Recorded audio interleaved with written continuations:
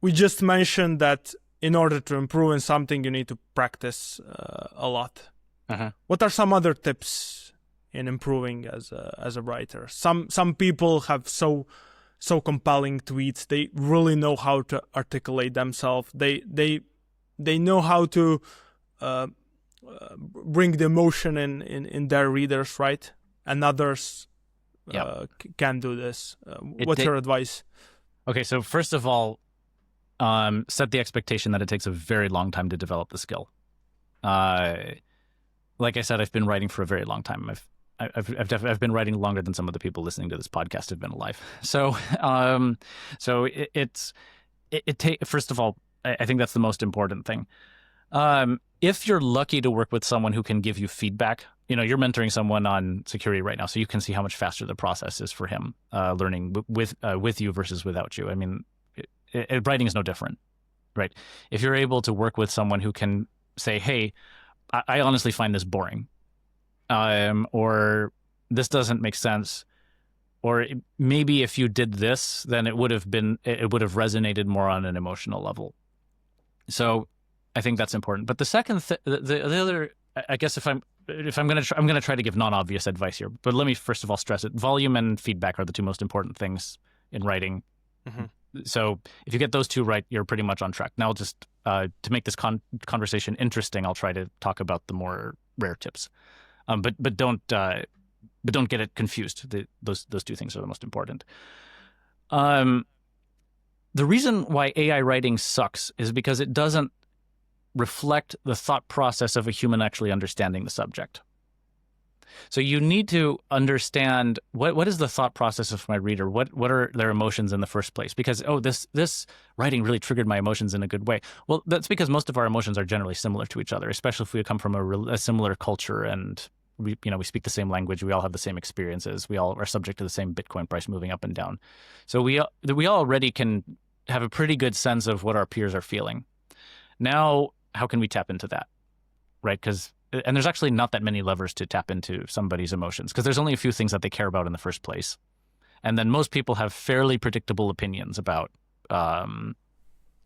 most subjects. And then, so if you make your writing trying to hit on those points, then it's going to be naturally more engaging. So, like, for example, let's say I want to create a tweet. What do I know about the audience in, like, the crypto Twitter sphere that we're in, especially with security? Well, I know a lot of people feel like, man, I've been putting in a lot of work, but I'm not getting the results of this other guy. Every time I log into Twitter, I see somebody else winning, but that doesn't seem to be happening to me. I'm not focusing hard enough. Like, I really feel like I spent 3 hours today when I know I could have been doing 4 if I wasn't checking Twitter or getting distracted with some other things. What else do I know about someone reading this? I'm nervous about how fast-moving our industry is because things change very fast, right? It was NFTs, then it was DeFi, then it was Intense, then it was crypto AI, then it was whatever.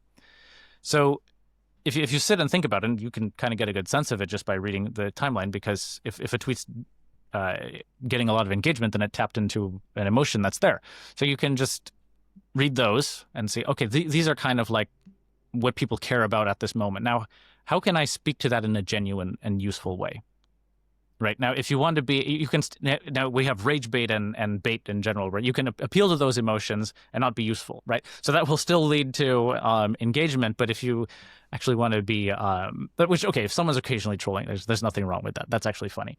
But if you want to, in the long term, actually be helpful to people, then okay, this is where I know people are coming from. Now, what experiences do I have that's actually useful to this person in this context?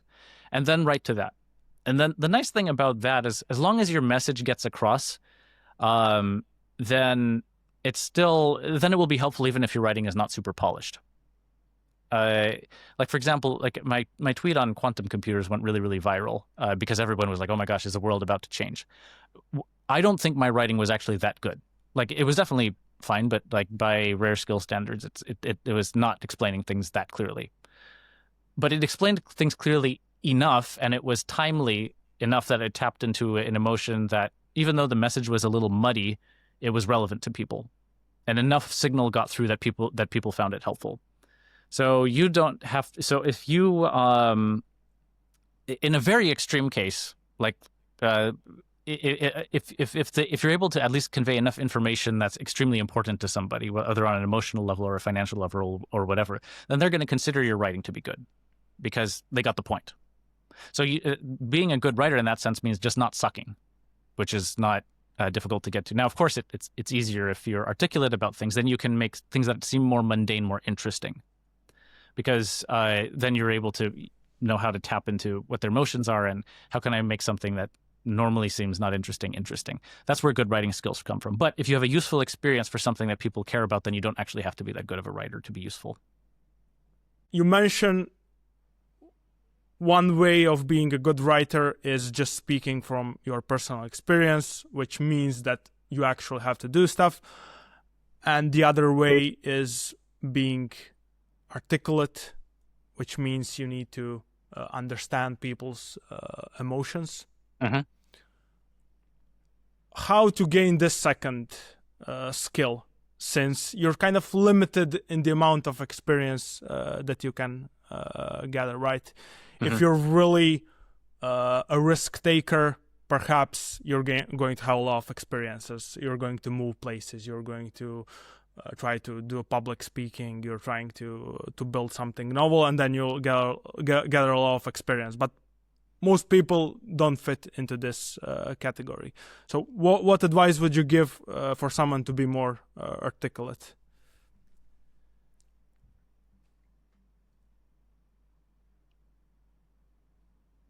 To train yourself to, okay, aside from just writing a lot, right? Again, the volume is the most important thing. But aside from just writing, one thing you can do is try to articulate things that you already know very well. And then see, am I actually conveying the idea that's inside of my head? Like, for example, let's work on a simple exercise. How would you define abstraction? We all know what abstraction means. We use it all the time, right? But now let me try to actually put that into words and describe it to someone who hasn't heard that word before. So the nice thing is with that, you're coming into it knowing what the correct answer is already, right? So you can get very fast feedback if you did it well or not. And but then you can realize, like, wow, this is actually challenging. This is something I understand intuitively, but it's something that I have a hard time translating my intuition into words. And that's fundamentally what being articulate is. You can turn in the nonverbal thought processes in your head into a verbal process. So do that. I think if somebody spent 10 minutes a day, hey, I'm going to pick a random word in the dictionary and then try to define it. That will, and then I can look at the dictionary and compare my answer. If you do that enough times, you'll actually come up with better definitions than the dictionary. Then you can, let's take it up a notch. Let's pick two synonyms and then try to describe how they're different. Like, what's the difference between generalization and abstraction? Those are things that, okay, we use those in the same context sometimes, but sometimes we don't. Now, intuitively, we know that, right? Like, abstraction has a tendency to be used in like mathematical and engineering fields, whereas generalization has a tendency to be used in like social science fields or something like that. Okay, so that's one dimension of it. But how can I succinctly describe what are the similarities and differences between these two words? And the nice thing about that is you can, getting fast feedback is how you learn fast, right? But you can look at it and give yourself feedback. Like, this doesn't look right. I know the answer, but even though I can't say the answer, I know the answer. You know, like, we can look at artwork and say like, oh, this is good artwork. I can't say why, but it is good artwork, right? So the intuition is there. But now can you articulate why it's good artwork? That's actually really hard.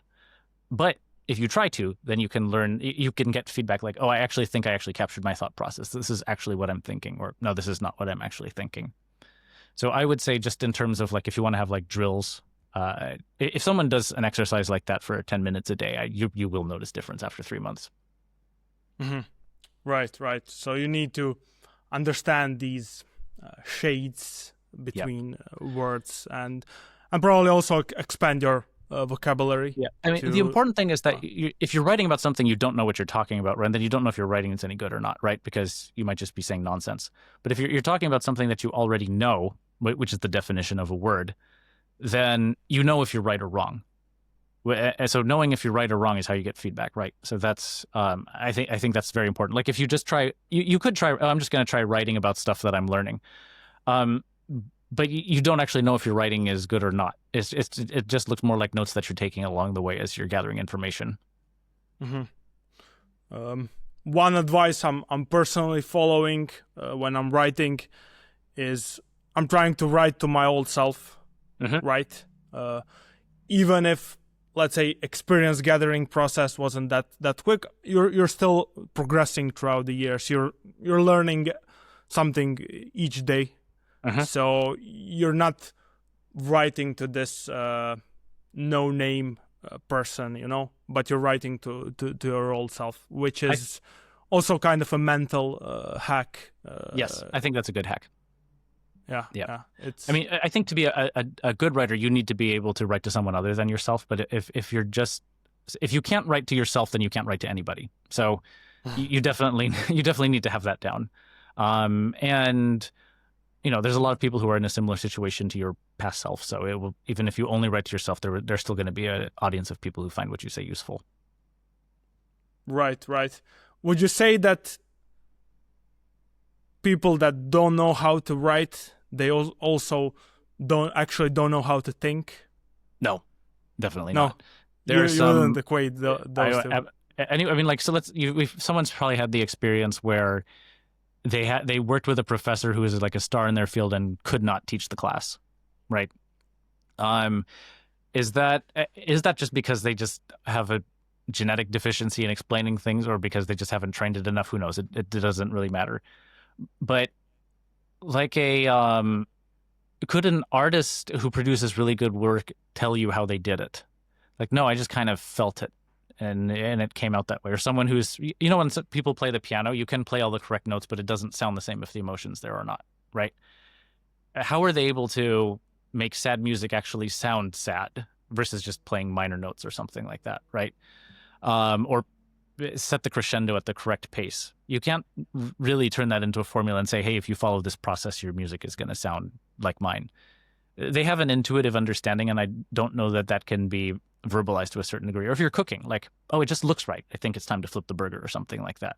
Could I tell you? No, it's just I just intuitively know that when the meat turns this color, you flip it over.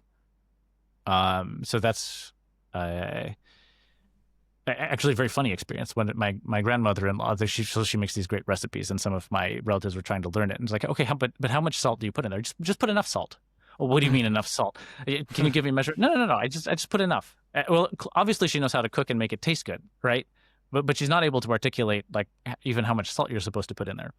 So I think the ability to articulate things and actually understanding the subject are not very closely coupled together.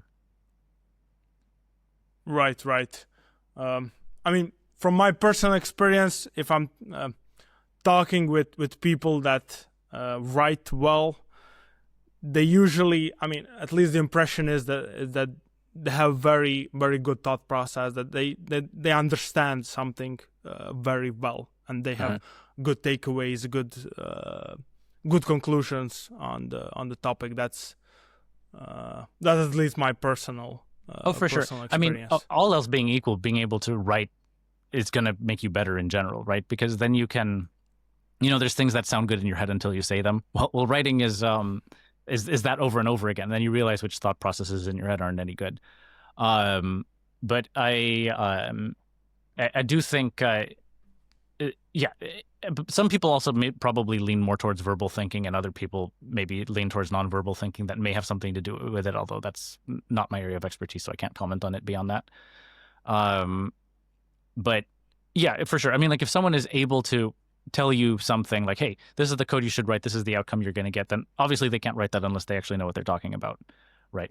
But if someone can produce the code but not able to explain it, then it's still quite possible that they understand it quite well, but they're just not, they just really haven't practiced turning intuition into a verbal encoding. Right. And also there's probably a difference between technical writing and when I'm talking about writing, I'm actually thinking about some of these influencers on Twitter that have hundreds of thousands of followers, and they really know how to describe some behavior of, they really know how to explain something in a few sentences. Yes. So they probably also understand the human psychology behind some project or some movement or some foundation or whatever, so for better than others. So for those influencers, I can tell you what they're doing.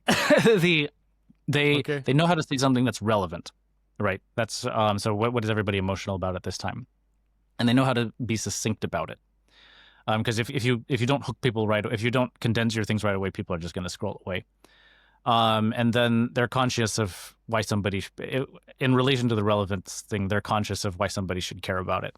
So if you master those three components, then you can approximate their writings pretty well, I would say. You have to know it's relevant, you have to be succinct, and you have to engage with you have to engage with the emotions. So if you have those three components down, then that particular kind of skill set will produce good influencer writing.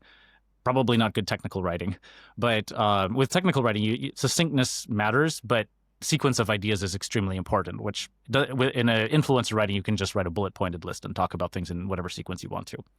But sequencing is super important, and technical writing can make or break things, and there's other aspects. But so the different dimensions of strength in writing will make you stronger in some fields of writing versus others.